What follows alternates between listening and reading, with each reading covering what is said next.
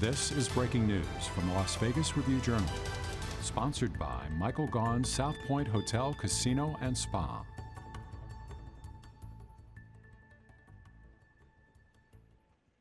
Good evening, I'm Jen Ah, coming to you from the Review-Journal studio. Thanks for joining us on our first episode of Friday's Entertainment Highlight. The Las Vegas Strip should already be jam-packed with the 4th of July weekend upon us. This will be the first major holiday weekend since our city has fully reopened. With that, there's a huge lineup filled with live music, dance performances, stand-up comedy, all set to make their big comeback on the Strip, along with some first-time acts. Now, we've already talked about the star-studded lineup at Resorts World coming later this year. Now, we're going in-depth with what's expected at Park Theater at Park MGM. Joining us tonight, we have Review-Journal's John Katsimitidis, aka Johnny Katz, to give us the lowdown. Some big names are coming to Park MGM, including the Jonas Brothers in August, and Bruno Mars will actually be playing this upcoming holiday weekend. So, Katz, how are the ticket sales and demand for these two artists?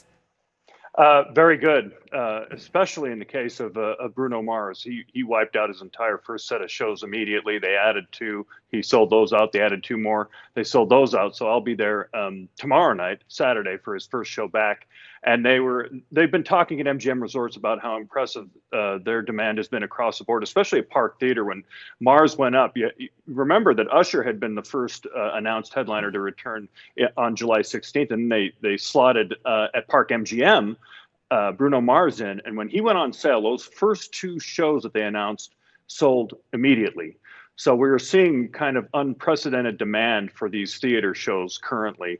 And I expect that that'll continue to be the trend with all the theater shows, especially the ones at Park Theater, because Bruno Mars was the first artist to really headline the theater, and it is only fitting that he's the one to reopen it. So I'm really eager to see how the show plays out tomorrow night. But everything I've seen so far on the Strip and elsewhere is that fans are ready, artists are ready, everybody is really excited about returning in a safe way. Wow, you're covering Bruno Mars. I am so jelly. I'm a big fan. Me too. Believe it. He's such a great performer. And you've also written that Lady Gaga, Cher, and Aerosmith are expected to announce their return to Park Theater.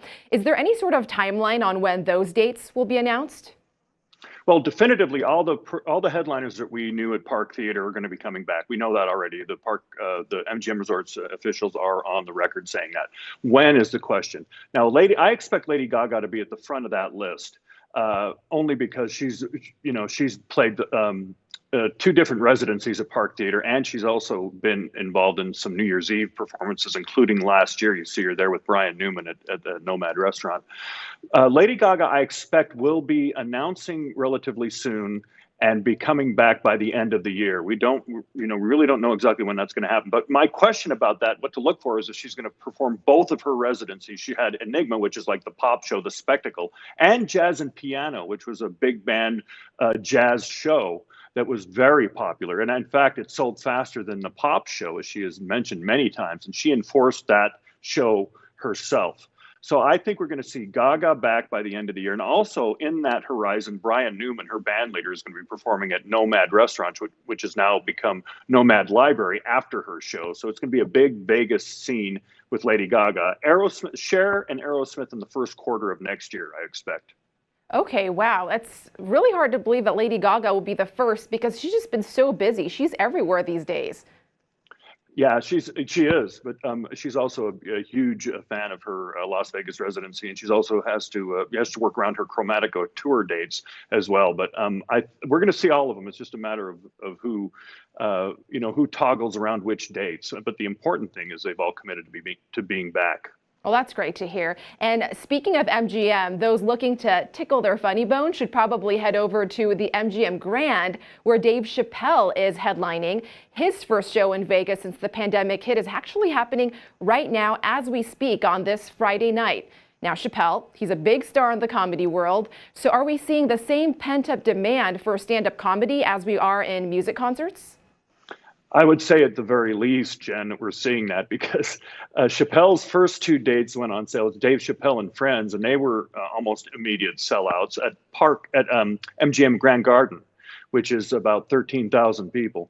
So then they added dates with Joe Rogan, which is going to be next weekend. So it's going to be a co-headlining thing with Chappelle and Joe Rogan next Friday and Saturday, and those shows are sold out.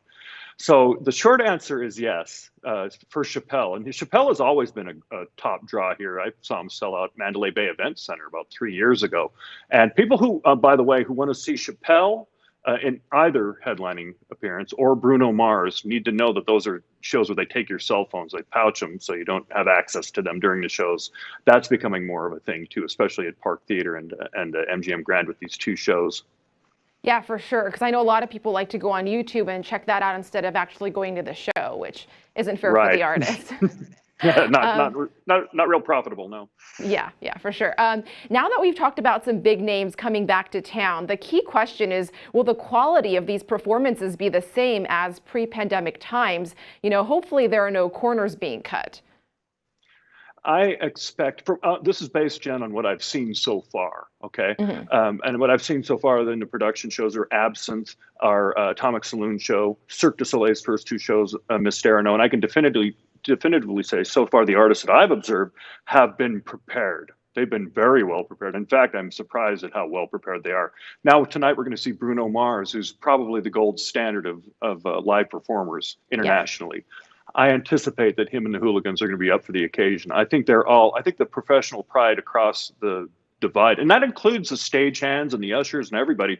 They are so motivated right now that I think that the quality will be right on. And a guy like Bruno Mars, he sells out completely. He commits completely in his shows.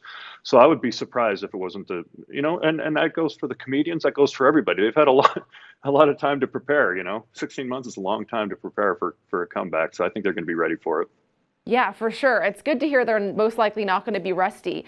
And Katz, based on what you've seen, do you think we'll be seeing the same type of volume over this 4th of July weekend on the Strip?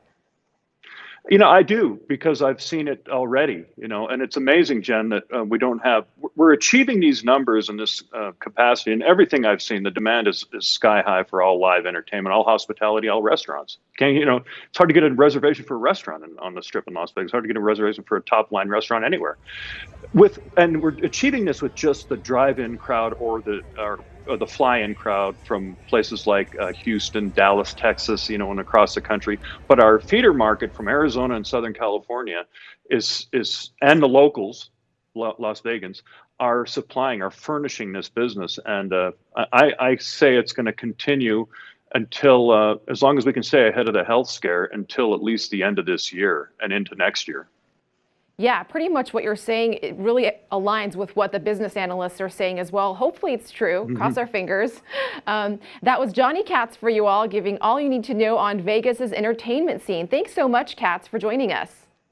Anytime, Jen. And that concludes our first episode of Friday's Entertainment Highlight. Hope you enjoyed it. You can download our free RJ mobile app to get news alerts sent right to your phone. We also have an entertainment segment in our 7 at 7 a.m. and p.m. newscasts on Roku, Apple TV, YouTube, Amazon Fire, all your favorite streaming platforms.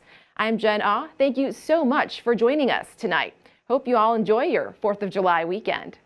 You've been watching breaking news from the Las Vegas Review-Journal, sponsored by Michael Gaughan's South Point Hotel, Casino, and Spa.